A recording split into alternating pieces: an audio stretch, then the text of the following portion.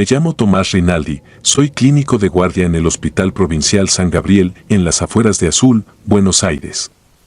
Llevo 15 años rotando noches y, hasta este punto de mi carrera, me enorgullecía de mi escepticismo. Nada de energías, nada de fantasmas, solo bioquímica y probabilidad. Aquel turno de invierno, madrugada del 11 de agosto de 2023, torció esa seguridad como quien quiebra un termómetro antiguo y deja escapar el mercurio. Había caído una helada dura. Las calderas fallaban y los tubos fluorescentes parpadeaban cada tanto, hundiendo los pasillos en un temblor blanquecino que volvía todo más viejo de lo que ya era. A las 3:02 la enfermera de Triage, Mabel Kruger, golpeó la puerta del consultorio y asomó la cabeza. Un paciente nuevo, dificultad respiratoria, febril. Traía la planilla mínima, masculino, edad aproximada 70, sin documentos, hallado en la terminal por un patrullero. Lo oí toser antes de verlo. Se presentó encorvado, envuelto en un tapado de lana que olía a nafta y humedad. Su barba grisáceo amarilla pegaba motas de ceniza en el cuello. Los ojos, hundidos pero alertas, se movían con la viveza de quien mide la distancia a la salida. Le pregunté nombre, murmuró Belisario con la voz estrujada por el asma. Saturaba 88%. Mabel tomó temperatura, 38,4 grados centígrados. No advertí crépitos ni sibilancias marcadas, más bien un susurro bronquial difuso, y pedí placa PA y laboratorio rápido. El procedimiento en San Gabriel es rudimentario, hay que cruzar el corredor norte hasta radiología, una habitación pintada de ocre donde el revelado todavía se hace en cubetas. La técnica, Lorena Perotti, nos estaba esperando. Le di la orden y volví a la guardia para adelantar evoluciones. Transcurridos unos 10 minutos, el timbre interno sonó con urgencia. Era Lorena. Pedía, casi rogaba, que subiera. Mientras corría, la escuchaba hiperventilar al otro lado de la línea. Alcancé la puerta de plomo, ella me recibió pálida, sosteniendo el chasis sin revelar. Dijo que, al entrar al cuarto oscuro, sintió un soplido a la altura de la nuca, tan frío que le congeló la piel, giró creyendo que Belisario se había levantado, pero no había nadie. El paciente, aseguró, jamás llegó a posicionarse. Pensé en un episodio de pánico causado por el encierro, hasta que ella me arrastró al box de disparo. La camilla estaba vacía. La puerta con barral antirradiación permanecía cerrada desde adentro. Revisamos detrás del biombo, bajo la mesa, en el pasillo contiguo, incluso en los armarios de químicos, imposible que un hombre con disnea hubiera escapado en segundos y sin hacer ruido. De regreso a la guardia avisé a seguridad, 2 auxiliares peinaron urgencias, quirófano, la rampa de ambulancias. Nada. Mabel anotó la desaparición en el libro de novedades, 327. La noche continuó con el run habitual de alcoholizados y un parto precipitado que desvió nuestra atención. Pero la ausencia me raspaba la conciencia, ningún paciente se esfuma así, y menos con fiebre alta. A las 4:41 sonó el busca interno para reanimación en sala 15, cardiología, paro en reposo. Subí por la escalera, la animación general era caótica, cables de monitor colgando y residentes corriendo torpes por el sueño. Cuando llegué ya hacían compresiones sobre una figura apenas distinguible por la bata de internación. Tomé el desfibrilador, palpé carótida, asistolia. Tras 2 ciclos sin respuesta, certificamos la muerte. Al firmar noté el nombre en el ingreso de enfermería, Belisario E., sin DNI. Según el registro, había sido admitido hacía 15 minutos por un camillero nocturno que juraba haberlo traído de RX porque se quejaba de mareos. Le pedí describir al camillero al hombre y la coincidencia fue exacta, tapado de lana raída, barba gris amarillenta, ojos hundidos. El auxiliar decía recordar cómo lo había ayudado a recostarse y cómo el aire le olía a querosene.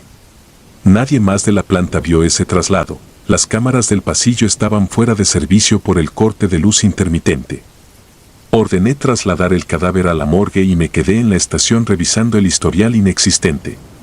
Al volver al sector de clínica, un auxiliar me detuvo, Mabel necesitaba verme en Triage.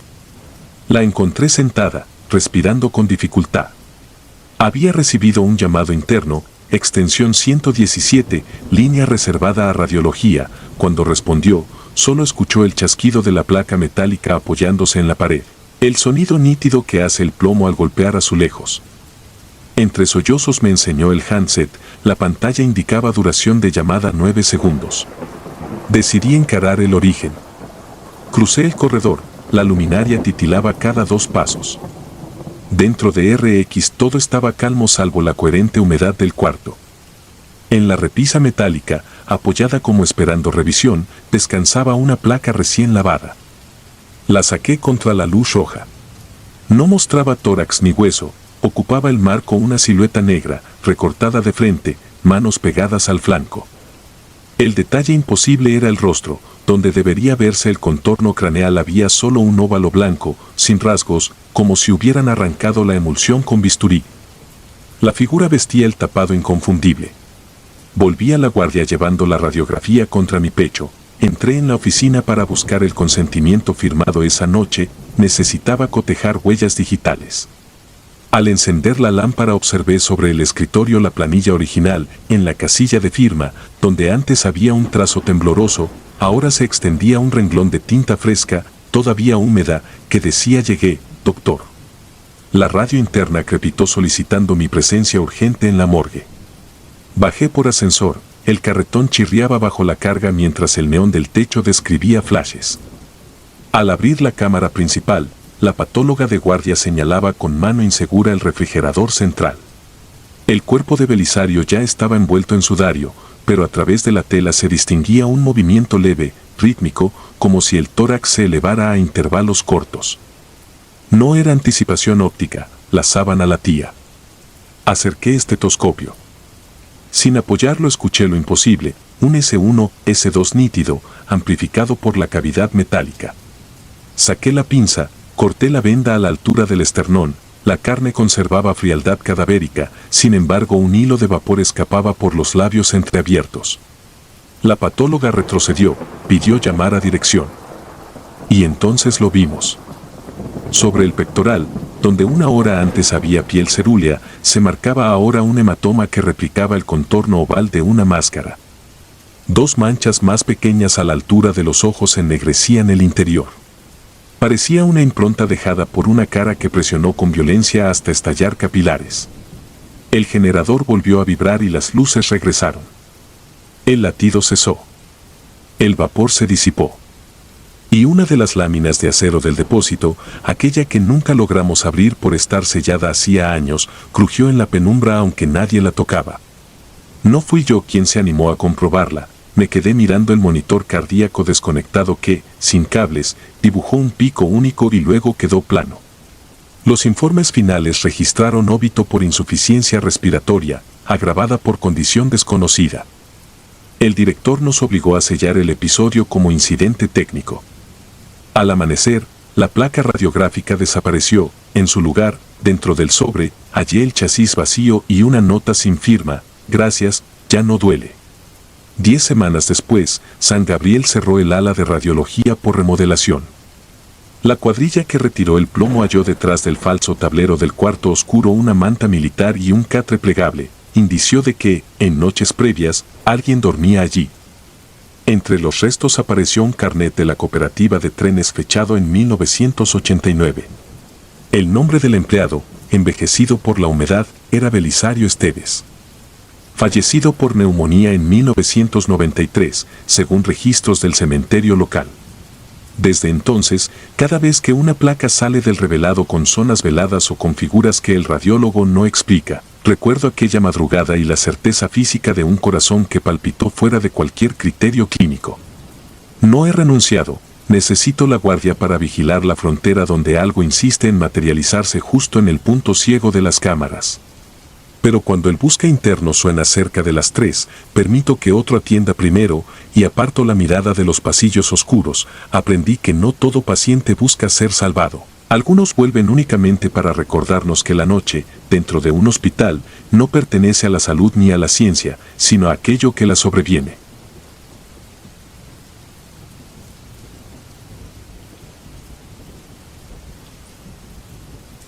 Pendiente, yo.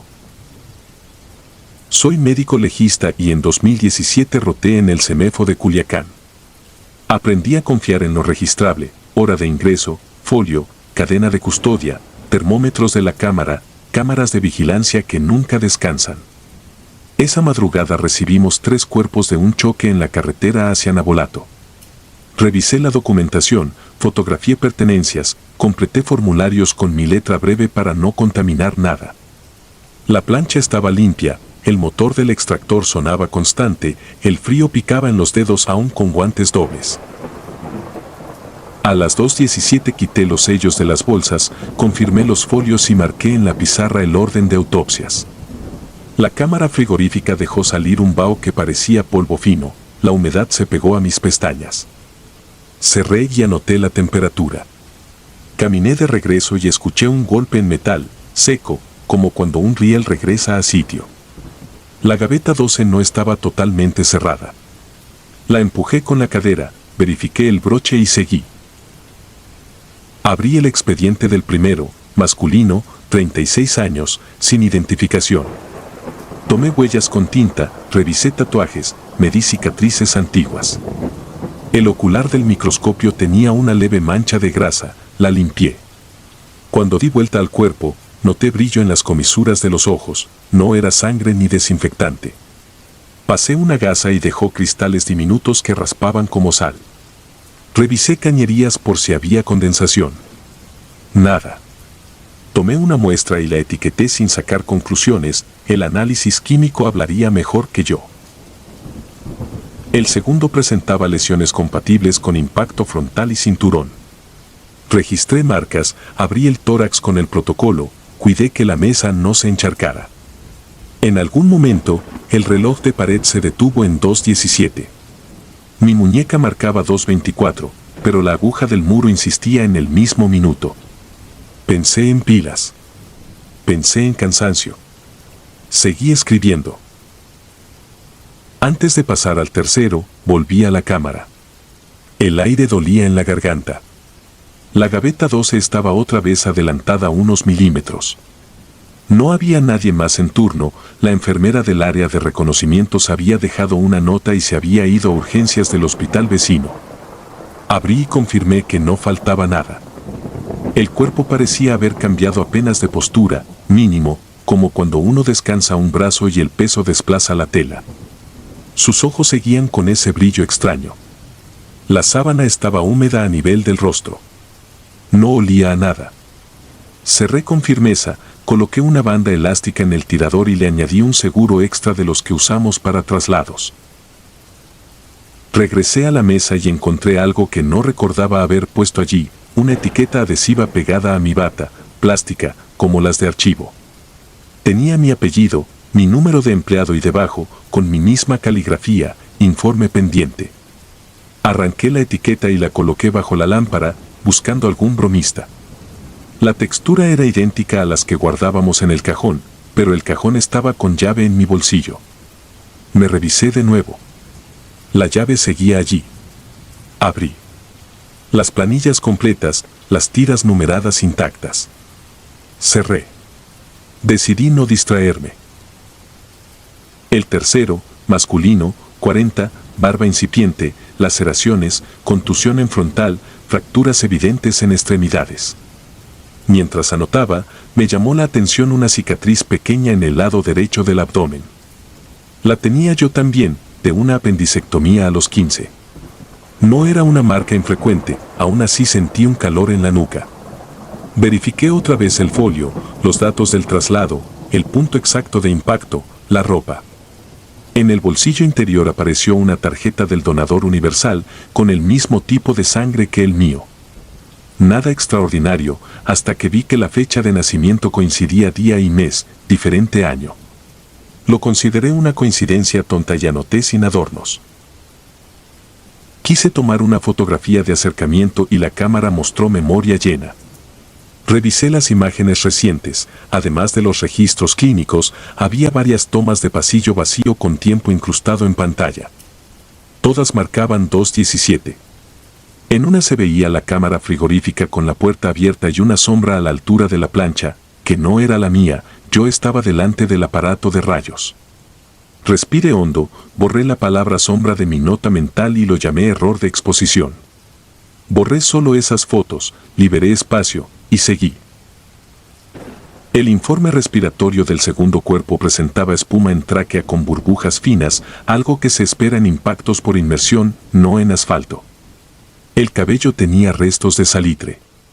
Fui a la mesa del primero y confirmé en el microscopio pequeños cristales que no correspondían a un derrame del laboratorio. No venían del agua de limpieza. Rellené un frasco con muestras y lo sellé con cinta para pruebas especiales. El extractor cambió su zumbido por un traqueteo breve. El contador digital del tablero hizo un parpadeo y todas las cifras quedaron en 217. Abrí el panel, desconecté y conecté. Volvió a la normalidad. Registré la falla, medí mi pulso sin dramatizar, bebí agua, lavé mis manos, cambié guantes. No quería sentirme parte del caso. Quería ser solo la hoja que narra.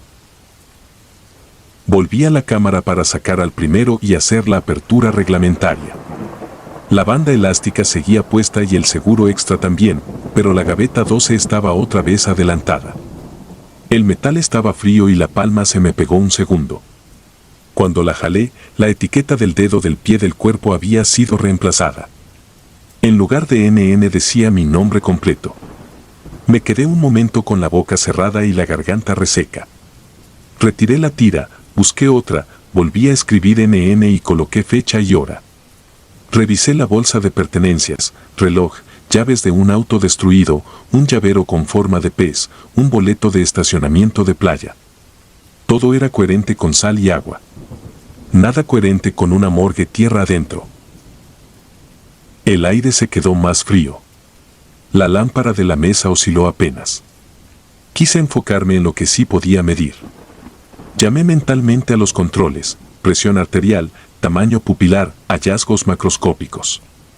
Caminé hacia el escritorio para imprimir una plantilla nueva y vi otra etiqueta pegada al dorso de mi mano. Igual a la anterior, pero con una línea extra, firma del médico responsable. Entendí el juego sin humor. La despegué y la dejé sobre el acero, la tinta todavía reciente. Abrí el expediente general para terminar, por lo menos, la parte administrativa. Donde se firma el perito apareció mi trazo sin que yo lo hiciera, tinta húmeda, inclinación idéntica a la de mis notas. Revisé el bolígrafo, seguía con tapa. Miré la cámara del techo. El foquito marcaba grabación. Respiré por la nariz, llené el pecho, exhalé lento y me repetí el protocolo como un rezo aprendido: observar, identificar, describir, concluir cuando haya datos, nunca antes. Los datos estaban ahí, pero no decían lo que yo quería. 3 cuerpos con rastros de sal de mar. Un reloj que insistía en 1 minuto. Una cámara que generaba imágenes sin operador. Una gaveta que se vencía pese a los seguros. Etiquetas que sabían mi nombre. Firmas que no recordaba haber hecho. Una coincidencia de cicatriz y fecha en el tercero. Un llavero de pez que alguien había llevado quizá la tarde anterior al malecón. Me negué a escribir cualquier cosa que sonara a relato. Me obligué a enumerar como si fuera la última vez que alguien confiaría en lo escrito. A las 5:43 cerré los 3 protocolos con pendientes de laboratorio. Guardé frascos, limpié la plancha, acomodé instrumental. Antes de irme, quise despedirme de la cámara como quien cierra una puerta detrás. La abrí para verificar sellos y esta vez la gaveta 12 ya no tenía banda elástica ni seguro. Estaba cerrada con llave. Fui por mi llavero, el de guardia, y no encajó. No era una llave institucional. A la altura del tirador, pegada, encontré una etiqueta final. Decía cierre definitivo y, en letras más pequeñas, el informe faltante se entrega en el interior. Toqué el metal con la uña y sentí el frío del amanecer en la yema. No intenté abrirla. Me senté, escribí la hora exacta en el libro de novedades y dejé constancia de todo, sin adornos. Cuando llegó el relevo, le pasé los folios, los frascos y mi bata sin etiquetas. Caminé hacia la salida con el olor del desinfectante en la nariz y la sensación, nada heroica, de que había cumplido el trámite de estar vivo. Más tarde supe que el reloj general volvió a funcionar a las 6. En el registro de video, el minuto 2:17 ocupa más espacio del que debería. No puedo explicar por qué, desde esa noche, cada informe que escribo me pide una firma extra a la mitad de la página. No está en la plantilla oficial. La línea aparece sola y me obliga a trazar mi nombre. A veces pienso que en la gaveta 12 alguien dejó un cierre hecho a mi medida. O que el mar, a kilómetros, reclamó la parte que no alcancé a ver. Lo único seguro es que, mientras pueda escribir, el pendiente seguirá con mi nombre y yo seguiré el protocolo, aunque el protocolo me esté escribiendo a mí.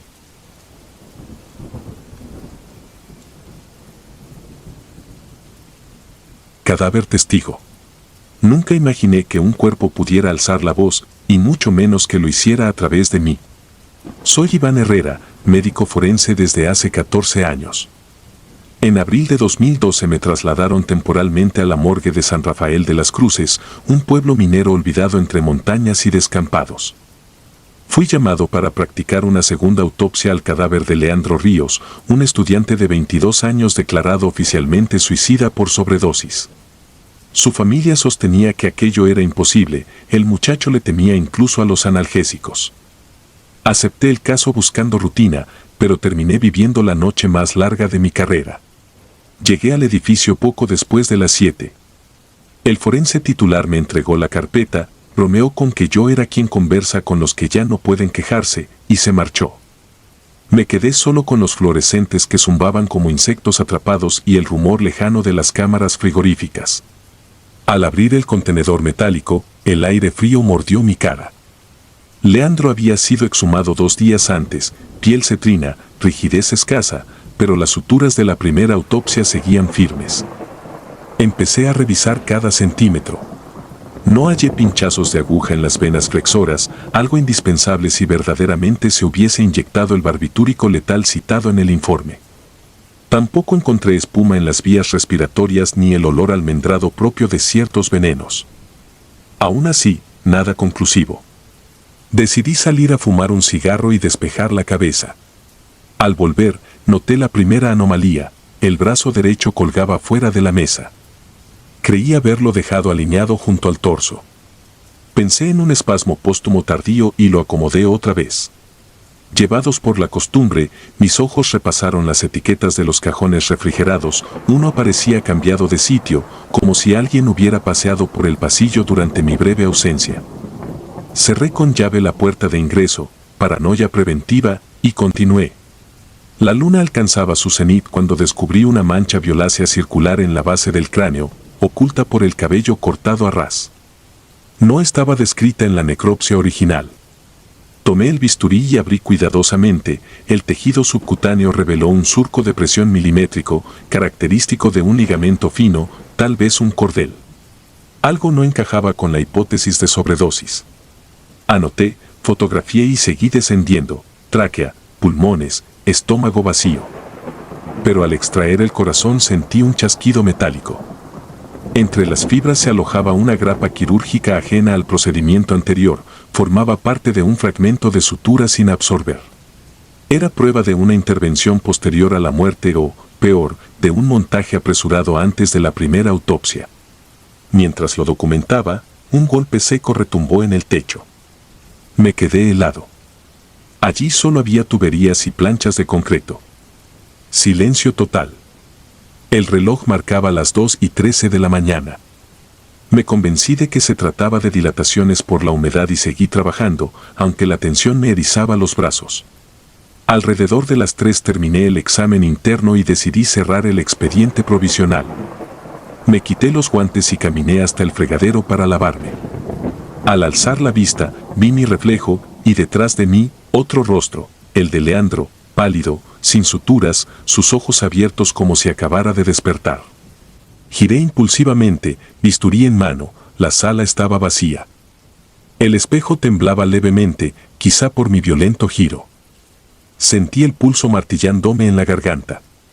Respiré hondo, culpé al agotamiento. Coloqué el cadáver dentro del contenedor y desactivé la luz principal, dejando solo la lámpara del escritorio. Al cerrar la tapa, mis dedos sintieron algo viscoso y tibio en la muñeca del difunto. Contra toda lógica, un hilillo carmesí se deslizaba desde la uña del dedo índice. Exudación post-mortem tardía, me repetí, aunque sabía que era improbable después de 2 semanas bajo tierra. Regresé a la pensión cedida por la fiscalía poco antes del amanecer. Puse doble vuelta a la cerradura y me tumbé sin desvestirme. Soñé con pasillos interminables, cada puerta conducía otra vez a la sala de autopsias y al mismo cuerpo con la mano extendida. Desperté empapado en sudor y con la certeza de que no podía dejar inconcluso el hallazgo. Volví a la morgue al caer la tarde. El encargado nocturno me dejó pasar y se fue a su cubículo con los audífonos puestos. Yo cargaba un microscopio portátil y reactivos para toxinas. Al retirar la sábana, noté que la cabeza estaba girada hacia la puerta, actitud imposible tras cerrar el contenedor la noche anterior. Mi estómago se anudó, pero continué. Tomé muestras de médula ósea y comenzó la verdadera pesadilla. Cada vez que bajaba la cabeza para trabajar, algo crujía en la mesa. El tórax se arqueó con un chirrido de costillas resecas. Alcé la vista, quietud. Coloqué un peso sobre el esternón, mera estrategia psicológica, y seguí cortando. El bisturí resbaló y abrió una fisura en el pectoral. De la herida brotó un vapor frío con un hedor a tierra removida. Sentí náuseas y me alejé. Fue allí cuando escuché la voz. No salió de mis labios ni vibró en el aire, surgió dentro de mi cabeza, fría y clara, como un recuerdo ajeno. No me dejaste dormir. Solté la pinza. El metal tintineó en el suelo y rodó hasta chocar con la pared. Retrocedí hasta topar con la puerta de aluminio. Mis manos temblaban, pero aquel murmullo insistía, esta vez acompañado de imágenes fugaces, un cuarto diminuto iluminado por una lámpara de escritorio, un cinturón colgado de una viga, una sombra más alta que el propio Leandro sosteniendo la correa. Aquello no era suicidio. Me obligué a volver a la mesa. Abrí la laringe con cuidado extremo. Encontré equimosis en la cara interna que sugería compresión prolongada. Alguien había apretado su cuello antes de administrarle el barbitúrico. Revisé los análisis previos. La concentración del fármaco era subletal. El chico había muerto estrangulado. La droga solo buscaba reforzar la coartada. Entre la vida y lo no muerto, sellé las nuevas conclusiones, pero antes quise revisar la ropa que exhumaron junto al cadáver. Dentro del bolsillo trasero del pantalón hallé un ticket arrugado fechado 2 horas después del supuesto suicidio. Alguien lo había colocado ahí posteriormente. El apellido Morales aparecía como cajero. Recordé que el médico residente que firmó la primera necropsia se llamaba así. Mis pensamientos se interrumpieron cuando la lámpara del techo explotó. Cristales cayeron sobre la mesa. La oscuridad me engulló salvo por la luz del pasillo. Sentí un golpe en la espalda, el peso que había dejado sobre el tórax se deslizó y cayó. Algo, o alguien, movió el cuerpo. Apunté mi linterna, el rostro de Leandro ahora me miraba con la boca entreabierta y un hilo de saliva negra asomaba en la comisura. La linterna parpadeó. En ese instante, la grabadora que uso para dictar informes se activó sola. Escuché mi propia voz distorsionada repetir una frase que jamás había pronunciado. Ya lo saben, doctor. No habrá más silencio. Corrí, pero la puerta se cerró de un portazo. Golpeé, grité al vigilante, nadie respondió. Detrás de mí oí el deslizar metálico de la mesa rodante. Giré la perilla con desesperación. Cuando logré abrir, sentí un hálito helado en la nuca y el roce de dedos húmedos en mi hombro derecho. Crucé el pasillo a trompicones hasta llegar a la oficina de archivos. Allí marqué al investigador asignado al caso, voz rota, le conté mis hallazgos y exigí protección de la escena. No mencioné fantasmas. A la mañana siguiente, el edificio estaba acordonado. El fiscal revisó mis fotografías y aceptó reabrir la carpeta. El doctor Morales fue citado a declarar. Su coartada se derrumbó en horas, cámaras de seguridad lo mostraban comprando el barbitúrico y entrando a la morgue fuera de turno. Al verse rodeado, confesó. Dijo que Leandro había descubierto irregularidades en la gestión de cadáveres y planeaba denunciarlas. Morales decidió silenciarlo colgándolo después de asfixiarlo, falsificando tiempo y causa de muerte. Cambió etiquetas, alteró los registros, manipuló el primer informe. El caso se cerró en meses, pero mi vida cambió esa misma tarde. Cuando firmé la nueva necropsia definitiva, me quedé a solas en la sala para colocar el sello. El cuerpo iba a ser entregado a la familia. Murmuré algo que sonó a disculpa. Entonces sucedió lo imposible y lo inevitable, el cadáver exhaló. No fue gas atrapado, era oscuro, profundo, como un suspiro de alivio. El silencio posterior pesaba más que cualquier grito. Regresé a mi ciudad 3 semanas después. Aún hoy trabajo entre cadáveres, pero nunca vuelvo la espalda a un cuerpo exhumado. Cada vez que las luces titilan, recuerdo aquella voz dentro de mi cabeza y el cristal que estalló sin corriente. Entendí que, en la morgue, la verdad no siempre yace en los tejidos, sino en algo que sobrevive al último latido. No volví a escuchar a Leandro, pero a veces, cuando termino un informe justo antes del amanecer, el grabador se enciende solo y reproduce unos segundos de estática. Entonces, cierro el expediente, agradezco en silencio y apago la luz con cuidado, dejándole a los muertos la oscuridad que, al fin, les pertenece.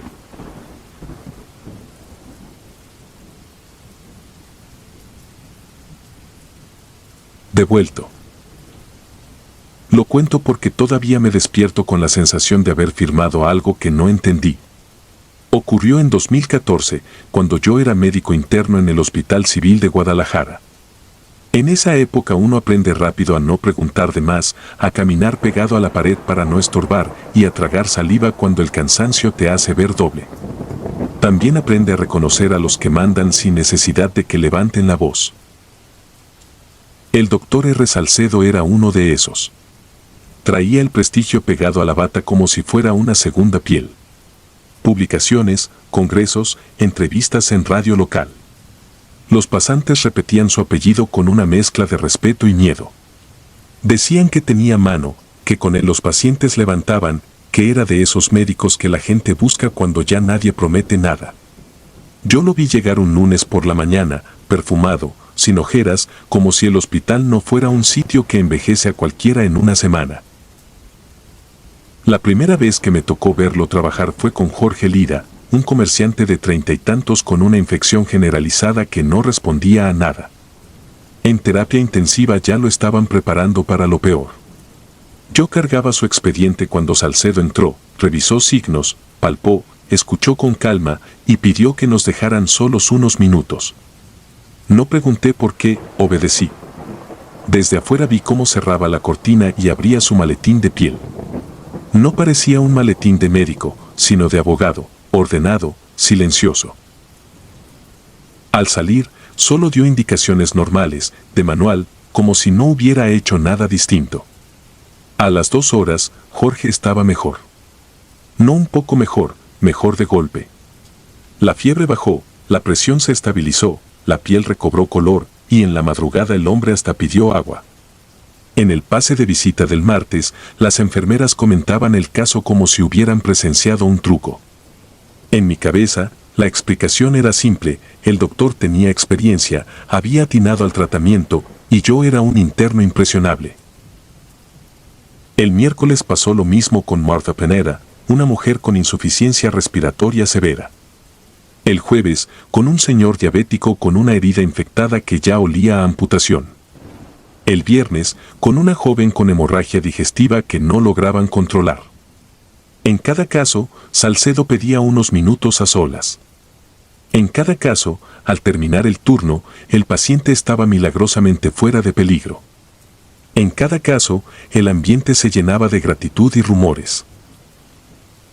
Yo empecé a fijarme en detalles pequeños, que nunca pedía a enfermería que registrara cierto medicamento, que sus minutos a solas siempre coincidían con un cambio abrupto, casi teatral, en el estado del enfermo, que su maletín no se separaba de él ni para ir al baño. Un sábado por la noche, ya con el hospital medio vacío y los pasillos más callados, lo vi guardar algo en el bolsillo interno de la bata, un papel doblado, como receta, sin membrete. Al cruzar miradas, sonrió como si me hubiera visto pensando, y siguió caminando. La primera muerte ocurrió exactamente 7 días después del caso de Jorge Lira. Yo estaba en urgencias cuando sonó el aviso desde terapia, código. Subí corriendo. Jorge estaba frío, sin explicación. Monitores marcaban nada. No había datos previos de deterioro. Ni fiebre, ni baja saturación, ni arritmia. Nada que avisara.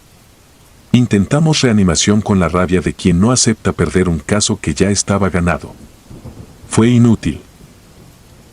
Cuando retiraron sábanas para preparar el cuerpo, una enfermera se quedó quieta, con la mano a medio camino, como si hubiera tocado una pared eléctrica.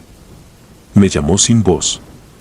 En el antebrazo de Jorge, por debajo del catéter, aparecía una palabra escrita con sangre seca, letras torcidas como hechas con un dedo, devuelto.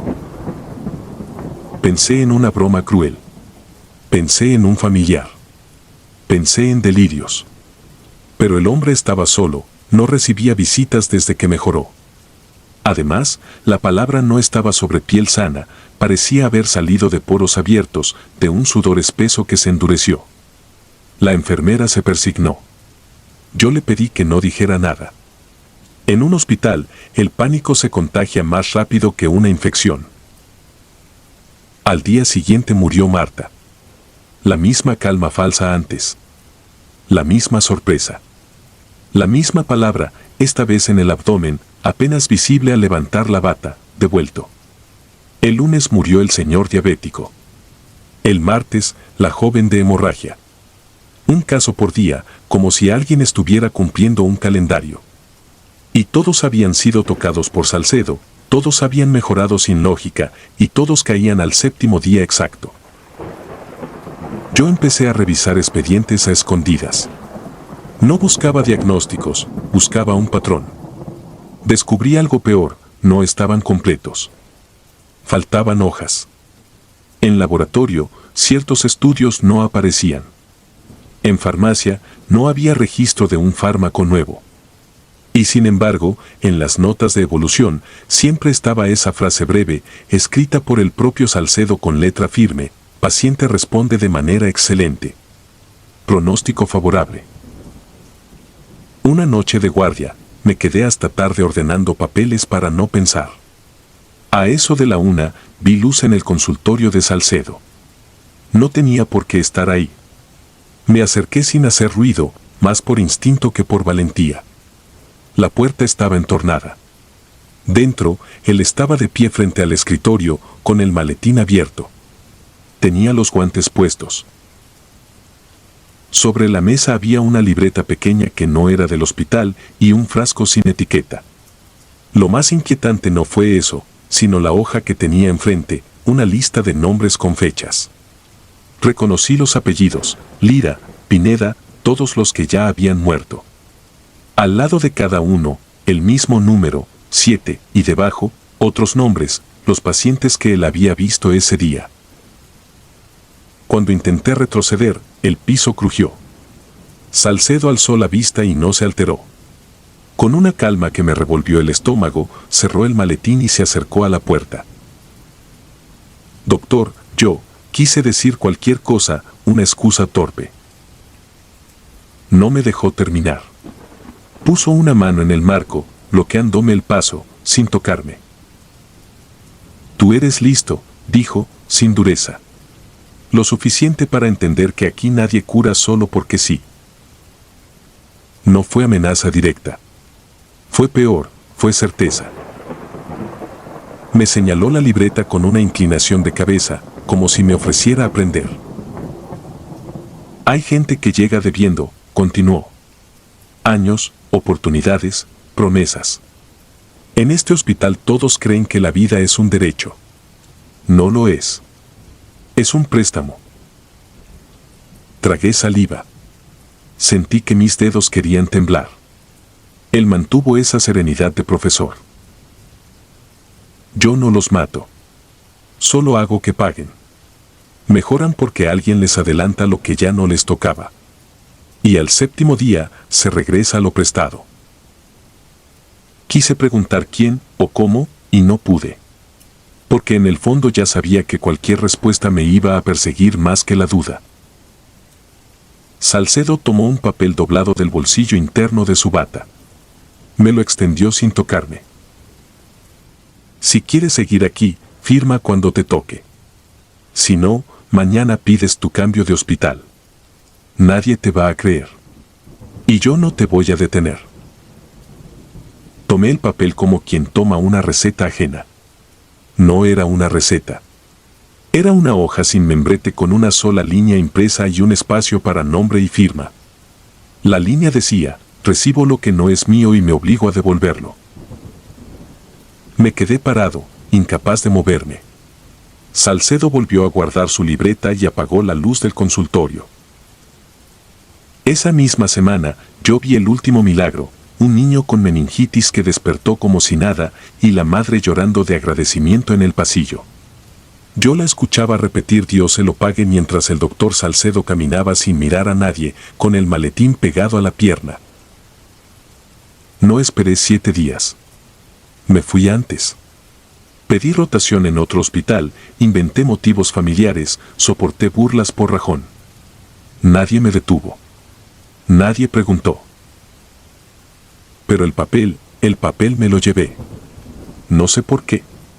Tal vez por miedo. Tal vez por querer pruebas.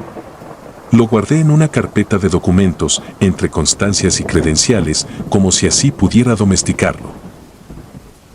Han pasado años. Y cada tanto, cuando abro esa carpeta por cualquier trámite, el papel aparece donde no lo dejé, como si se moviera solo entre hojas. Lo peor es que no cambia el texto. Cambia otra cosa. El espacio de la firma, el que yo nunca llené, amaneció una vez con una palabra marcada, hecha con una mancha oscura y vieja, como si alguien hubiera apoyado un dedo húmedo y se hubiera secado con el tiempo. La misma palabra que vi en los cuerpos. Devuelto.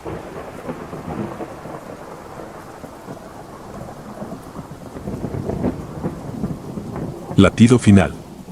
La madrugada del 3 de julio de 2022 marcó mi verdadero bautismo de fuego. Me llamo Jonás Vidal y cursaba el rotatorio en medicina interna del Hospital Regional de Temuco, turno de noche en una UCI con 6 boxes y luz fluorescente que convertía la piel de los pacientes en cera. Esa guardia la dirigía el intensivista Dr. Gaete, absorto siempre tras la pantalla de gasometrías. Yo fungía de tercer par de manos. Pasadas las 2 recibimos un código rojo desde planta de neurología, mujer, 58 años, derrame hemorrágico masivo, trasladada entubada. La camilla irrumpió escoltada por enfermeros. Se llamaba Marisol Ojeda. En el TAC su cerebro era una sombra blanca continua, la sangre lo había inundado como tinta en vaso de agua. De entrada anoté el detalle que luego me perseguiría, la piel gris violáceo del rostro y un olor dulzón, precursor de necrosis, que escapaba por el tubo orotraqueal. Comenzamos maniobras.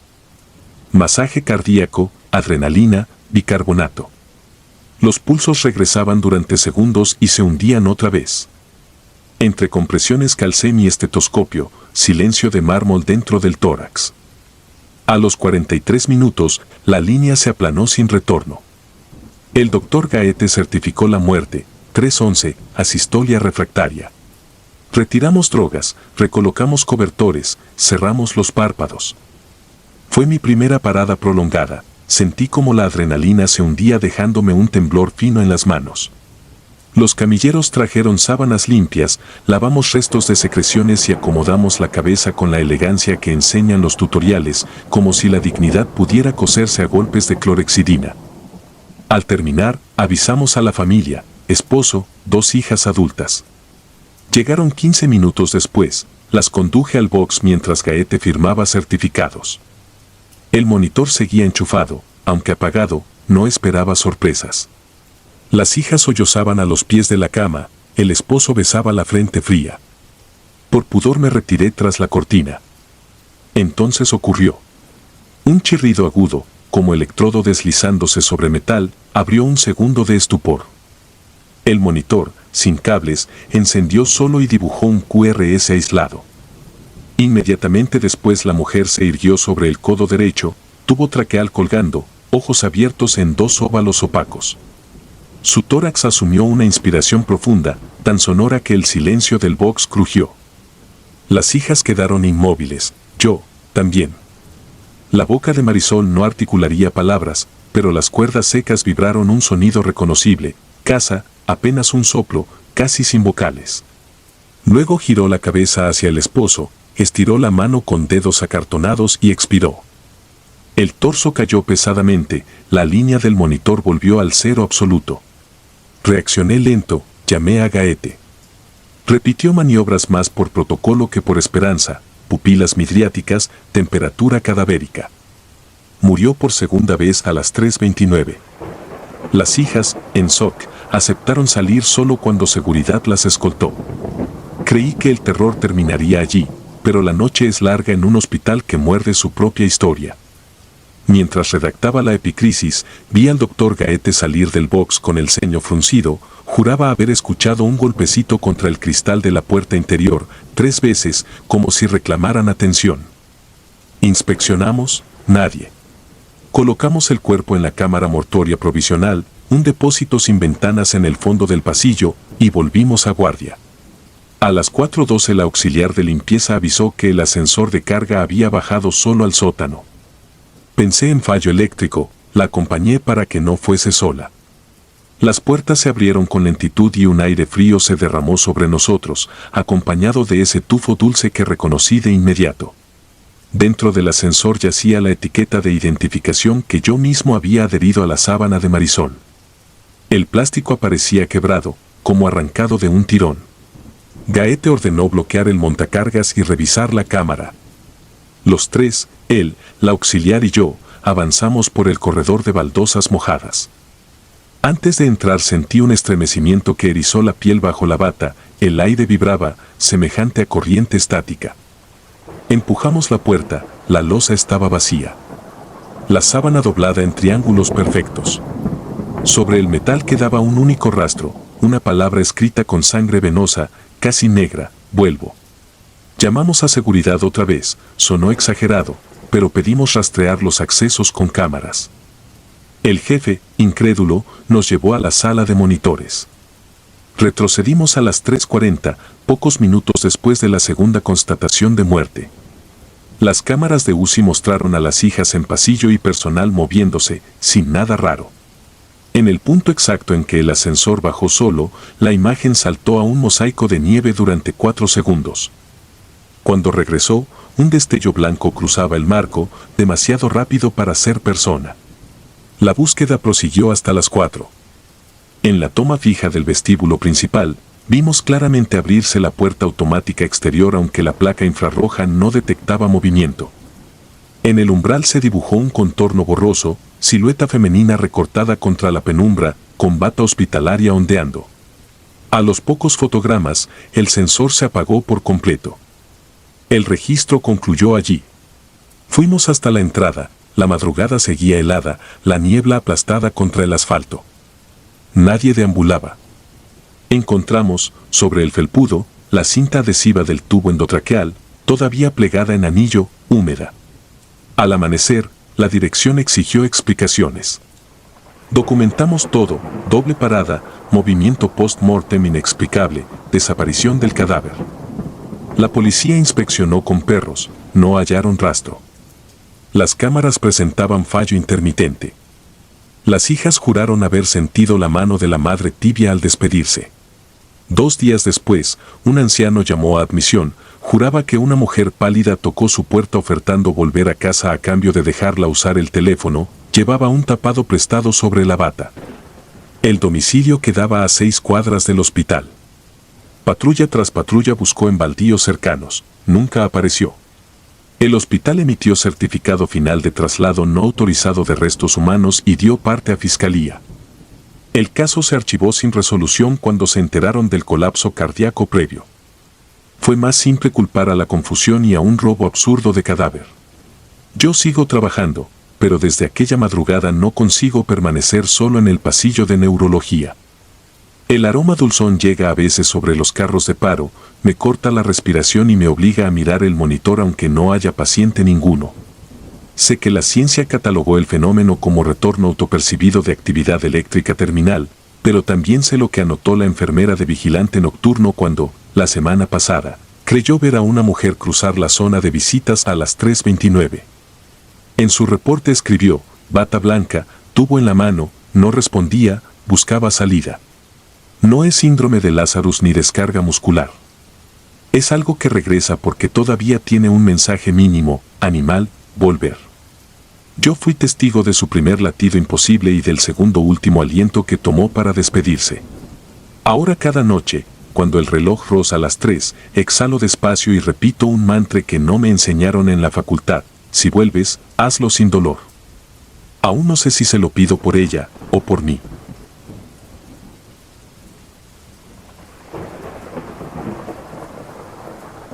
El silencio.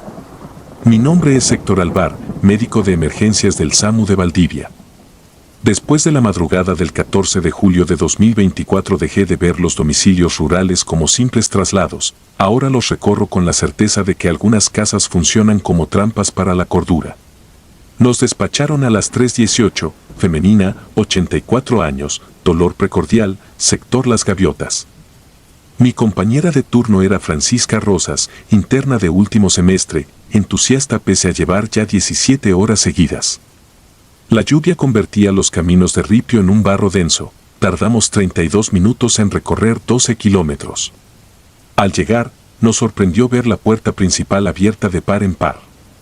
No percibimos luces interiores, solo un resplandor pálido proveniente del fondo. Descendimos con los bolsos de vía aérea y monitor A3. Mientras desplegaba la linterna, una voz quebrada, aparentemente femenina, se deslizó desde la oscuridad. Estoy en la trastienda. El tono era monocorde, pausado, como quien lee un instructivo sin emoción. Entramos. El olor a leña húmeda dio paso a un rastro acre, dulce, que reconocí de inmediato: putrefacción. Nada revuelve el estómago como ese perfume dulzón que anuncia al cadáver. Cruzamos un pasillo estrecho adornado por fotos antiguas. Algunos portarretratos estaban boca abajo en la repisa, detalle que resultó inquietante más tarde. Doblé la esquina hacia lo que calculamos era la habitación posterior. El hedor se intensificó hasta mezclarse con pólvora húmeda. Francisca simultaneó radio: lugar inseguro, solicito apoyo policial. Su voz tembló al final. Empujé la hoja del dormitorio: una cama de hierro, colcha floreada, paredes teñidas por la luz de un televisor encendido sin señal. Sobre el colchón, la anciana se sentaba erguida, espalda rígida contra el cabecero. Ojos muy abiertos, pupilas dilatadas pese al resplandor a su lado. No giró la cabeza hacia nosotros, mantenía la vista fija hacia la puerta del baño contigua. Ni parpadeó cuando la saludé, ni reaccionó al estímulo doloroso. Solo el pulso radial, lento, irregular, confirmó la vida. Giré para explorar lo que retenía su atención. El baño exhalaba la fuente del olor. El haz de mi linterna reveló al anciano, unos 80 años, bata raída, cuerpo inclinado contra la pared como un títere cuyas cuerdas han sido cortadas. La escopeta recostada junto al muslo derecho. Desde el maxilar hasta la coronilla no había más que una masa rojinegra adherida al estuco. Fragmentos de cráneo salpicaban el espejo, tapiados por una amalgama de pelo y sangre coagulada. Intenté clavarme en la rutina, comprobar signos de vida, verificar escena. Pero el cuadro era definitivo. Volví a la anciana. Le hablé despacio, describiendo maniobras: vamos a trasladarla. Ni pestañeo. Le tomé la mano, estaba tibia, sudorosa, salvo los dedos fríos. Cuando Francisca colocó el esfigmo, la mujer pronunció apenas un murmullo que pareció no salir de su garganta sino de la habitación misma. No, terminó. Luego enmudeció.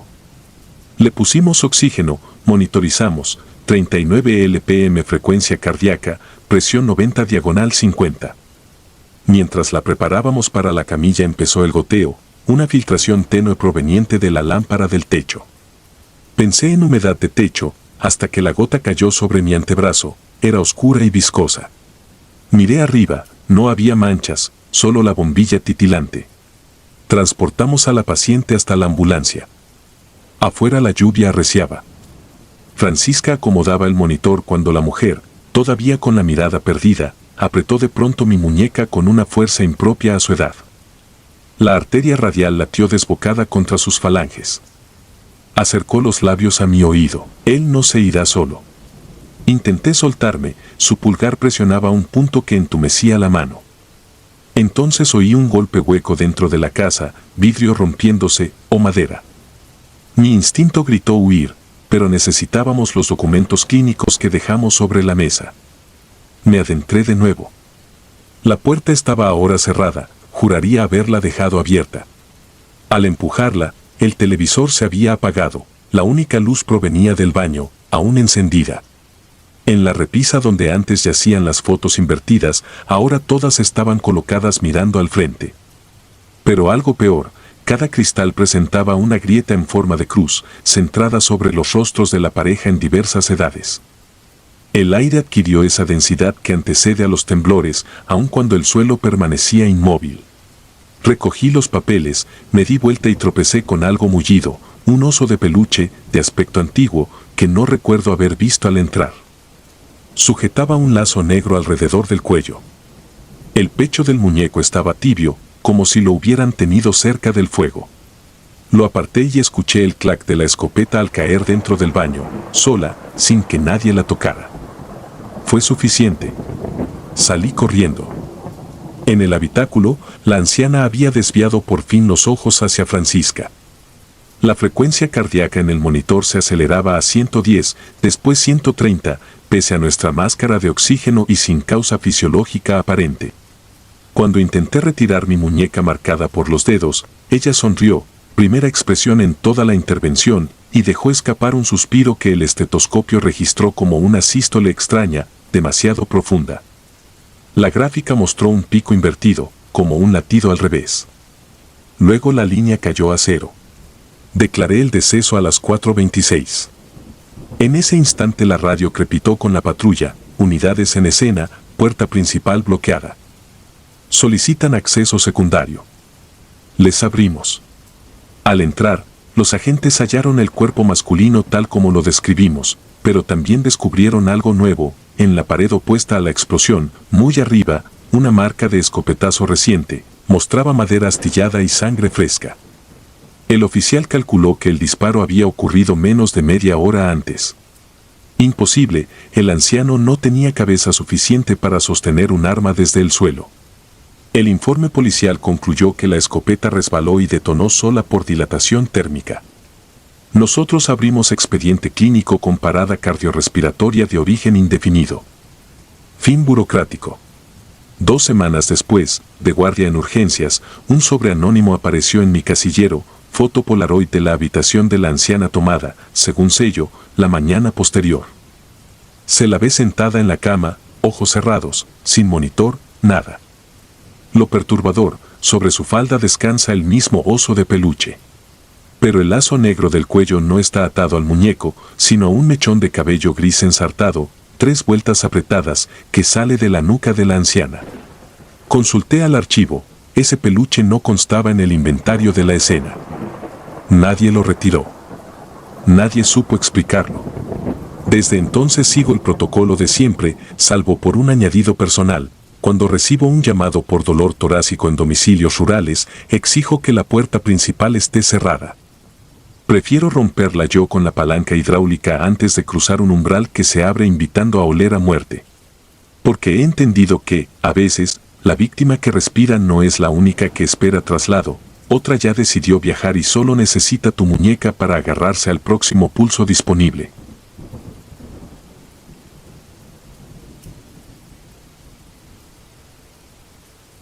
El consultorio maldito. Nunca quise hablar de esto, pero han pasado más de 20 años y las noches siguen pesándome igual. Prefiero mantenerme en el anonimato porque aún ejerzo la medicina y no necesito que se me tache de loco. Solo quiero dejar constancia de lo que viví, para que, quizá, alguien entienda por qué ya no puedo dormir con la puerta cerrada. Corría el año 2001 y yo acababa de terminar mi residencia en el Hospital Civil de Puebla. Era joven, con la arrogancia típica del médico que cree haber visto lo peor, cuerpos destrozados por accidentes, niños sin oxígeno en plena madrugada, madres desangrándose en quirófano. Sentía que nada podía sorprenderme, que la muerte era un enemigo al que ya había aprendido a mirar de frente. Qué equivocado estaba. La guardia de aquella noche parecía tranquila. Había terminado mis consultas cerca de la medianoche y salí al pasillo con la intención de ir por un café. El hospital, a esas horas, se volvía un lugar distinto, las luces fluorescentes zumbaban con un parpadeo irregular, las sombras parecían más largas y hasta el aire olía a desinfectante rancio mezclado con humedad. Ese silencio forzado de los hospitales en la madrugada, donde cualquier sonido parece fuera de lugar, me acompañaba mientras caminaba. Al volver, noté algo extraño. La puerta de un consultorio al fondo del pasillo estaba entreabierta y adentro se filtraba una tenue luz amarillenta, como de una lámpara antigua. Me detuve de golpe, porque conocía muy bien esa sala. Llevaba años cerrada, con sellos oficiales en la entrada, pues ahí se había quitado la vida un paciente tiempo atrás, un hombre que llegó desangrado por un intento de suicidio y a quien, a pesar de los esfuerzos, nadie pudo salvar. Siempre nos contaban la historia en tono de advertencia, casi como una leyenda urbana entre internos: ese consultorio está maldito. Pensé que tal vez algún administrativo lo había abierto para revisar, o que algún compañero buscaba un sitio tranquilo para dormir. Pero cuando me acerqué, vi que los sellos seguían intactos. Aún así, la puerta crujió suavemente al empujarla. El olor a hierro oxidado me golpeó de inmediato, mezclado con un rastro de humedad penetrante, como si el aire no se hubiera renovado en años. Dentro había un escritorio viejo, cubierto de polvo, y una camilla metálica con correas colgando de los costados. No debería haber nada encendido, pero en la esquina titilaba una lámpara de pie, aunque al acercarme descubrí que el foco estaba quemado. La luz no provenía de ahí, sino de algo más, un resplandor tenue que no parecía tener origen. Y entonces lo vi. Un hombre, sentado en la camilla, con la bata hospitalaria pegada al cuerpo por manchas oscuras. Sus brazos estaban ensangrentados y sus ojos inyectados me buscaron de inmediato. No lo escuché entrar, no podía haber estado ahí antes, lo habría visto. Me quedé paralizado. Él me miraba fijamente y, con voz ronca, susurró: «Doctor, ayúdeme». No hablo de un fantasma translúcido ni de una visión lejana. Era sólido, corpóreo, tan real como cualquier paciente que había atendido.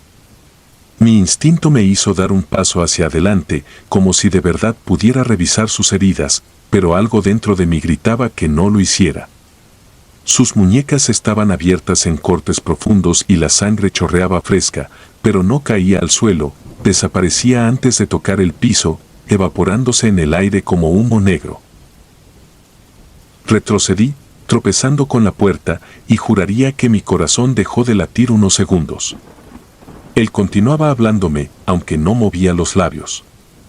Su voz estaba dentro de mi cabeza, repitiendo una y otra vez: «Me dejaron morir, nadie me quiso salvar, nadie quiso entrar aquí». Quise correr, pero cuando giré hacia el pasillo me encontré con algo peor: todas las demás puertas estaban cerradas, como si hubieran sido tapiadas. El corredor que hace minutos estaba iluminado ahora se extendía en penumbras infinitas. Solo ese consultorio seguía abierto detrás de mí, con su luz malsana invitándome a volver. Sentí que el aire se espesaba, como si el hospital entero me empujara de regreso hacia esa sala. Luché contra la presión, avancé a ciegas y logré regresar a la zona de urgencias, donde todo parecía normal. Nadie había escuchado nada. Nadie había visto luces encendidas. Los demás médicos bromeaban, medio dormidos, mientras yo sudaba frío, incapaz de articular lo que acababa de presenciar. A la mañana siguiente pregunté discretamente a una enfermera de guardia. Ella palideció y me dijo que no me metiera en eso. Según contaban los más viejos, Ese hombre había esperado horas en urgencias antes de que lo canalizaran al consultorio y murió desangrado insultando a los doctores por dejarlo solo. Desde entonces, decían, cada cierto tiempo alguien lo veía vagar pidiendo ayuda. Muchos médicos preferían ni acercarse al pasillo clausurado y otros, directamente, solicitaban cambio de turno para no quedarse de madrugada. Jamás volví a abrir esa puerta.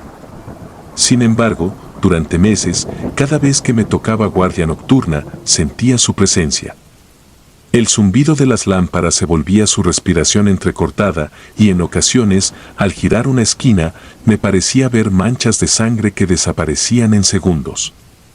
Lo más perturbador es que, en varias ocasiones, pacientes de urgencias, gente que no tenía por qué saber nada de ese lugar, me preguntaban si podían ser atendidos por el doctor del consultorio del fondo. Hoy, tantos años después, cada vez que paso cerca de un hospital y veo una sala cerrada, no pienso en remodelaciones ni en burocracia. Pienso en quien se quedó ahí, esperando ayuda, atrapado para siempre en la última sensación que conoció, la desesperación de morir solo. Y aunque me esfuerzo por convencerme de que fue un desvarío producto del cansancio, lo cierto es que nunca olvidaré la textura de aquella sangre que no tocaba el suelo, ni la certeza de que ese hombre sigue ahí, aguardando a que alguien abra la puerta de nuevo.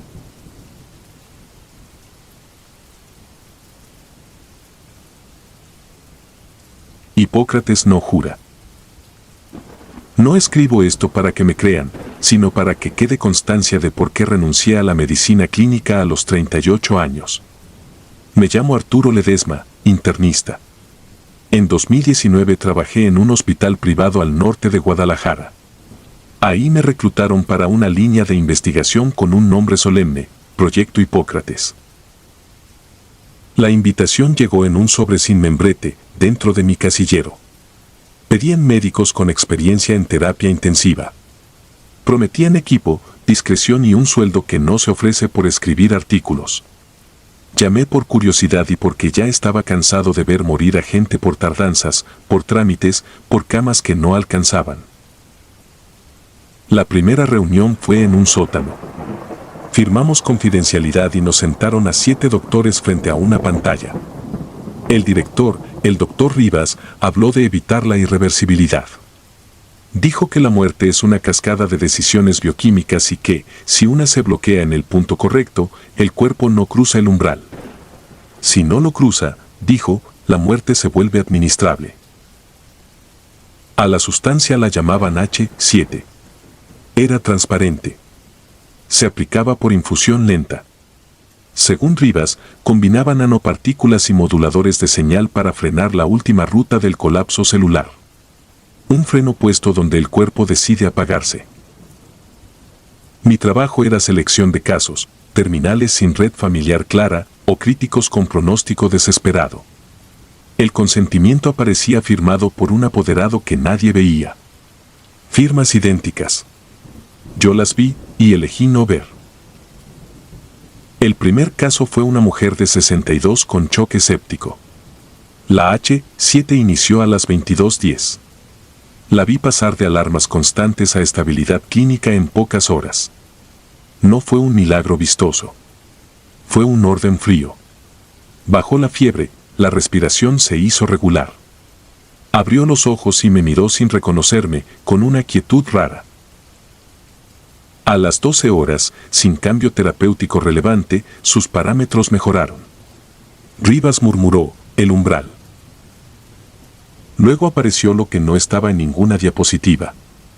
La paciente no durmió en 2 días. No deliró, no gritó, no pidió agua. Permaneció despierta, parpadeando lo mínimo. Le pusimos sonda, nutrición, hidratación. No había sueño. Era como mantener encendida una máquina sin piloto. A la semana, tuvimos el primer fallecimiento imposible. Un hombre con falla hepática fulminante. Entró en colapso y aún así la H7 estabilizó ritmo y presión. No hubo paro. Pero quedó sin respuesta a estímulos, con pupilas reactivas y ventilación casi innecesaria, como si respirara con el equipo en mínimos. No era coma habitual. Era continuidad, un cuerpo que se negaba a terminar. Rivas lo llamó estado de continuidad. Yo empecé a llamarlo encierro. La segunda semana noté anomalías pequeñas. Las bombas marcaban volúmenes que no coincidían con el registro. En el sistema, los expedientes se abrían con secciones en blanco. En hojas de enfermería aparecía una frase repetida: no termina. Cuando pregunté, nadie admitió haberla escrito. Al tercer lunes nos dieron acceso al área restringida. 2 puertas con lector y una sala sin ventanas. Adentro había 4 camas alineadas. 4 pacientes en el mismo estado, temperatura estable, presión aceptable, diuresis con soporte. Todos con los ojos abiertos. En 2 de ellos había lágrimas secas en las mejillas, como si el cuerpo tuviera reflejos, pero no salida. Rivas explicó el objetivo real: no curar la muerte, sino ganar tiempo. Mantener cuerpos en espera, puentes hasta que existiera tratamiento. Dijo que era compasión aplicada. Yo quería creerle. Porque si era cierto, justificaba el secreto y las firmas repetidas. El evento final ocurrió en septiembre de 2019. Llegó una paciente joven por accidente en carretera. Identificación mojada, sin acompañantes. Esa noche yo estaba de guardia. En terapia, la presión empezó a caer y el sangrado reapareció. Autoricé H7. Firmé con mi nombre. La infusión hizo lo de siempre, ordenó el cuerpo. Ritmo estable, presión recuperada. Cuando me acerqué a valorar reflejos, ella movió los ojos y me siguió. Intubada, sedada, pero consciente. Y lo que vi en esas pupilas fue una súplica sin palabras: no. A la media hora, sonó la alarma de la cama. Corrí esperando un paro. No era un paro. Con la muñeca sujeta, la paciente había logrado desprender el sensor del dedo. La saturación cayó. Recolocamos el sensor, aumentamos sedación. Volvió la estabilidad. Y entonces vi su mano, otra vez, buscar el tubo, tocarlo, medirlo, no para arrancarlo de golpe, sino como quien busca una salida con paciencia. Ahí entendí que dentro había alguien despierto, encerrado en un cuerpo que ya no podía apagarse. Fui con Rivas y pedí suspender la infusión. Me dijo que no se podía. Una vez activado, el sistema entra en bucle. Le reclamé que era inhumano. Respondió: lo inhumano es permitir la muerte por falta de recursos. En ese momento supe que no hablábamos el mismo idioma. Al amanecer pasé visita. La paciente ya no tenía mirada de súplica. Tenía la misma calma fija de los otros. En su hoja, en el apartado de notas, apareció una palabra escrita con trazo torpe, como empujada desde un borde donde ya no queda fuerza. Decía: devuelvan. No supe qué devolver. El tiempo. La elección. El derecho a terminar. Renuncié ese mismo día. Entregué gafete y claves. Me fui sin despedirme. Desde entonces, cada cierto tiempo, me llega un correo desde una dirección sin nombre. No trae archivos, solo una línea: Hipócrates continúa. Una vez intenté bloquear esos correos. Cambié de número, de ciudad, de trabajo. Aún así, en mi nuevo hospital apareció en mi escritorio una hoja sin encabezado con un solo dato: mi matrícula profesional. Abajo, la misma tipografía del sótano: H7. Esa tarde entró a urgencias un desconocido, sin familiares, con un apoderado ya asignado. Traía el consentimiento listo, limpio, idéntico a los anteriores. Yo no lo firmé. Me temblaban las manos. En el elevador, antes de salir, vi mi cara en el metal pulido y juré que no volvería. Lo peor es que a veces, cuando intento dormir, recuerdo la forma exacta en que esa mano buscaba el tubo, sin gritos, sin fuerza, solo con terquedad. Como si la vida que le pusimos fuera un castigo que no deja descansar. Si leen esto y trabajan en hospital, Si un día les ofrecen un proyecto secreto con un freno para la muerte, hagan lo único correcto, no firmen. No están buscando salvar a nadie. Están buscando cuerpos que aguanten la espera.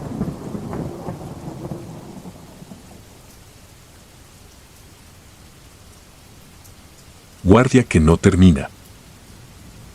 Me tocó mi primera guardia como médico general en mayo de 2018, en un hospital público pegado a la vía del tren, donde las ventanas vibran aunque no pase nada. Llegué con la bata nueva, el gafete recién impreso y una confianza prestada.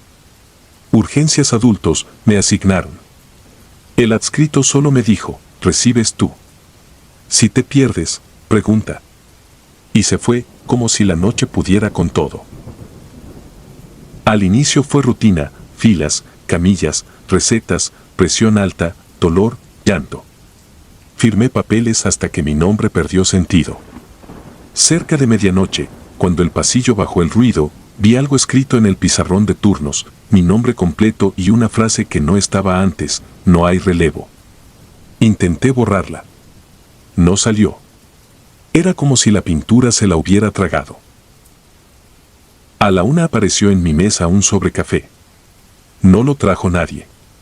Solo estaba ahí, encima de mi libreta. Dentro venía una hoja con mi letra, idéntica, incluso el modo en que cierro las A. Decía, cuando intentes salir, vuelves al minuto 1. Revisé mi libreta, yo no había escrito eso. Me ardieron las palmas, como si acabara de tocar corriente. Me obligué a seguir, porque en urgencias siempre hay alguien peor que tus ideas. Entró una mujer con dolor fuerte, la valoré, pedí estudios, dejé indicaciones. Salí por un medicamento y al volver su camilla estaba vacía. Pensé, la pasaron a rayos. Fui. Nadie la registró. Volví al área y la mujer estaba otra vez en Trill, con la misma cara, la misma ropa, el mismo dolor. ¿Ya me va a pasar, doctor?, preguntó, amable, sin enojo. Como si yo no existiera hace 5 minutos. Le tomé signos de nuevo. Escribí la nota. Cuando levanté la vista, la nota tenía una línea que yo no puse, primera vuelta. A partir de ahí todo empezó a fallar por lados pequeños. A veces mi voz no alcanzaba. Pedía una jeringa y me respondían tarde, o no me respondían. Una enfermera me pidió una firma. Firmé frente a ella. Me devolvió la hoja y dijo, falta la firma del doctor. Mi nombre estaba, mi trazo estaba, para ella, el espacio seguía vacío. Me fui a buscar al adscrito. Lo hallé en observación. Le conté lo del pizarrón y el sobre, sin adornos. Él me cortó con una sola frase, no lo nombres aquí. Ni burla ni duda, miedo. Me dejó solo otra vez. Cerca de las 5, cuando el hospital se pone raro por cansancio, escuché un sonido de papel desde un pasillo lateral. Seguí el ruido y llegué a una puerta sin letrero que juraría que antes no estaba. Empujé. Dentro había estantes y cajas con objetos, gafetes viejos, llaves, plumas, relojes sin pila, libretas con nombres tachados. En la pared, un tablero con fechas y marcas, como conteó. En el suelo estaba sentado un hombre con bata vieja y ojeras hundidas.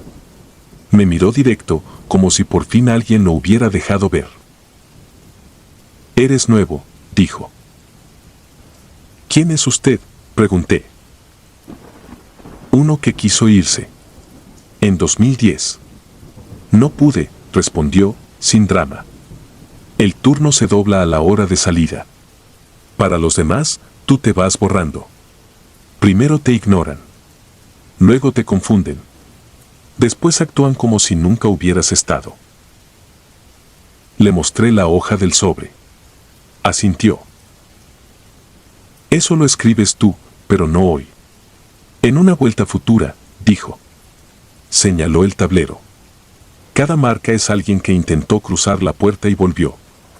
El cuerpo no avanza. Solo la mente se gasta». Salí corriendo al pasillo principal para ver el reloj grande. Marcaba 18:59. Me quedaba un minuto para terminar. Me planté frente a la salida, con la esperanza tonta de que, si lo miraba, lo controlaba. A las 7 en punto, las luces hicieron un parpadeo mínimo. Sentí una presión en los oídos, como cuando baja el avión. Y todo se acomodó otra vez. Oí la misma voz al inicio: hoy te toca guardia. Vi el mismo flujo de camillas. Vi mi propio yo entrando por el área de personal, con la bata tiesa y la cara aún limpia. Miré mi teléfono, 19:1. Un minuto después de mi llegada, como si la noche entera hubiera sido un mal pestañeo. Intenté salir. Crucé por el filtro. El guardia ni volteó. Le hablé.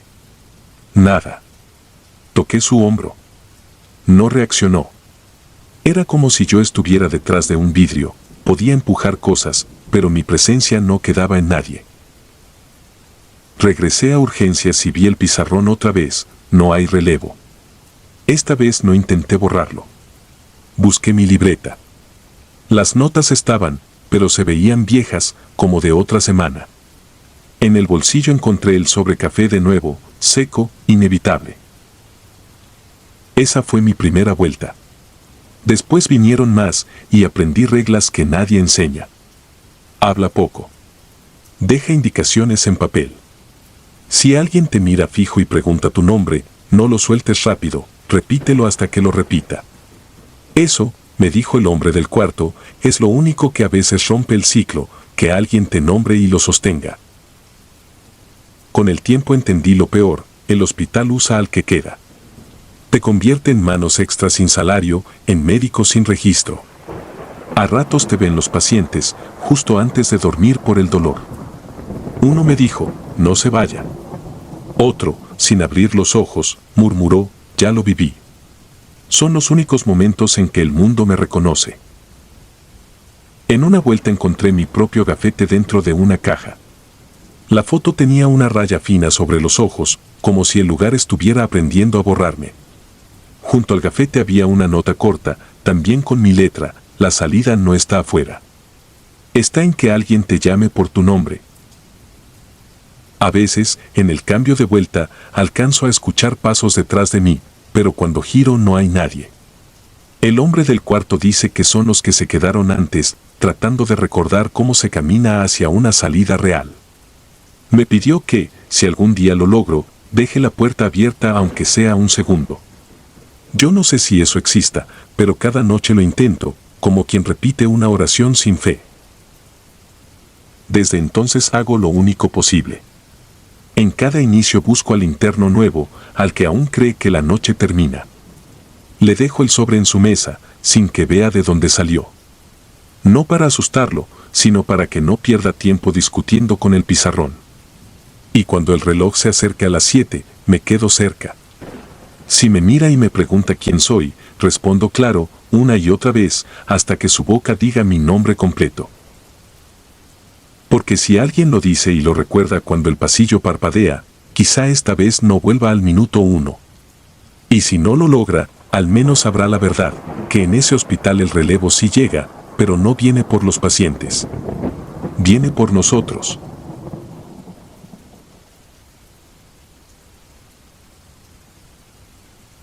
El doctor sin reflejo. Yo era residente de pediatría cuando me tocó una guardia larga en el Hospital General de Santa Eulalia. Era 2016. La sala de hospitalización olía a desinfectante y sueño viejo, y en los pasillos se escuchaba el zumbido constante de los tubos de luz. En esas noches uno aprende dos cosas: que el cansancio inventa y que los expedientes, si están bien hechos, sostienen la realidad. Ingresó un niño llamado Iván, 8 años, por una infección respiratoria que se complicó. Su mamá no se despegaba de la cama, el papá iba y venía con el pretexto del estacionamiento. Iván aguantaba todo con una madurez rara, como si ya hubiera pasado por eso antes. Lo acomodaron en el cuarto 312, el de la ventana que da al área de ambulancias. La primera vez que mencionó al doctor de los ojos negros fue al mediodía, mientras yo revisaba su catéter. Viene cuando mi mamá sale, dijo, señalando la puerta. Se queda parado ahí. No le seguí el juego. Los niños en hospital crean personajes para soportar el miedo. Le pregunté cómo era.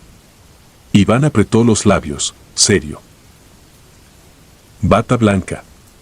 No trae gafete. Y sus ojos no tienen brillo. Todo está negro. Me limité a sonreír y le expliqué que nadie entraba sin identificación. Su mamá me escuchó y soltó una risa nerviosa, pidiendo disculpas por las cosas que dice. Me fui con la idea de que era ansiedad. Pero esa noche, cerca de las 2, encontré a Iván despierto, mirando fijo a la esquina del cuarto. Su mamá dormía sentada. Él no parpadeaba. Ya vino, me dijo en voz muy baja. Me preguntó si yo era bueno. Le tomé signos. No había fiebre. El monitor marcaba normal. Revisé el pasillo, vacío, silencio, solo la luz blanca pegándose al piso encerado. Regresé a la estación de enfermería y revisé el expediente electrónico. Todo estaba en orden, salvo una entrada nueva, evaluación ocular. Pendiente. No tenía nombre ni firma. Pensé en oftalmología, pero no había interconsulta. Pregunté a las enfermeras. Nadie subió. En el sistema revisé el historial de accesos. Ahí estaban los usuarios de siempre y 2 aperturas extra, 217 y 46. No aparecía un nombre, solo un código que el programa marcaba como usuario inválido. Al siguiente día Iván mejoró un poco. Comió gelatina, se rió de un dibujo en la tele. Yo me obligué a olvidarlo de la nota. Sin embargo, al terminar mi turno encontré la misma letra inclinada en la bitácora del cuarto 312, no autorizar egreso. Sin firma. Esa segunda noche lo vi. Yo estaba junto a la cama, revisando la frecuencia respiratoria, cuando noté que alguien ocupaba el espacio del lado opuesto, pegado a la pared. No escuché pasos. No se abrió la puerta. Solo estaba ahí, como si hubiera aparecido entre un parpadeo y el siguiente. Era alto y muy delgado. La bata le colgaba como si la tela no encontrara un cuerpo firme. No traía gafete. Su cara era pálida y tranquila, sin gesto. Cuando levantó la vista, sentí el golpe en el estómago, sus ojos eran oscuros por completo, sin pupila, sin reflejo, como vidrio pintado. La luz del cuarto no rebotaba en ellos. Quise hablar, pero la garganta se me cerró. El monitor, de pronto, sonó más lento, como si el tiempo se hubiera vuelto espeso. El hombre extendió la mano hacia Iván. No lo tocó. Aún así, el niño respiró hondo y dejó de temblar. Luego el hombre giró hacia mí. No movió la boca, pero la idea me llegó clara, completa, como una orden aprendida, no firmes altas a ciegas. Iván empezó a contar con los dedos, apenas moviéndolos. 1, 2, 3. Yo apreté el timbre con fuerza. Cuando la enfermera entró, el hombre ya no estaba. No se fue. Ya no estaba. La enfermera revisó a Iván y dijo que parecía más estable. El interno me miró raro por mi cara. Yo no supe qué explicar. Me quedé ahí, fingiendo que solo era estrés. Al amanecer, antes de salir, noté algo en mi marcador de órdenes, en el plástico, con esa misma letra, alguien había escrito una sola frase, 312 recuerda. Ese día bajé a archivo. Pedí expedientes antiguos del piso 3. Busqué por curiosidad, me dije, aunque en realidad buscaba un ancla para no volverme loco. Tras horas apareció un reporte interno viejo, de más de 20 años, sobre un médico que aceleraba egresos para liberar camas. 2 niños regresaron graves a las pocas horas. Hubo sanción, investigación, y luego el médico desapareció. En la copia de identificación la cara era alargada, la mirada fija. Debajo, una nota en tinta desteñida, se presenta cuando el familiar sale del cuarto. Volví al 312 con el documento doblado en el bolsillo. Iván estaba mejor. su mamá sonreía por primera vez. El papá ya preguntaba por el alta. Yo preparé la hoja, pero me detuve antes de firmar. Recordé aquella orden sin voz. Leí todo otra vez, línea por línea. Algo no cuadraba, un dolor torácico breve que habían mencionado y que nadie escribió. Llamé a la adscrita. Se molestó, pero revisó. Encontró un soplo leve. Pedimos estudios. Era una complicación que, de haber egresado ese día, pudo terminar en tragedia en su casa. Iván se quedó internado 2 noches más, el tiempo suficiente para tratarlo bien. Mi última guardia en ese hospital pasé por el 312 ya vacío. La cama estaba tendida. En la pared, a la altura donde yo vi al hombre, había una marca oscura de palma, como grasa vieja. La toqué. Estaba fría. En el centro, alguien había rayado una firma que no era nombre, solo un trazo curvo. Desde entonces, cada vez que estoy por firmar un alta de madrugada, siento que alguien espera del otro lado de la cama. No lo veo. No lo oigo. Pero la sensación basta para que vuelva a leer todo, con una paciencia que antes no tenía, porque aprendí que hay advertencias que no pasan por el sistema.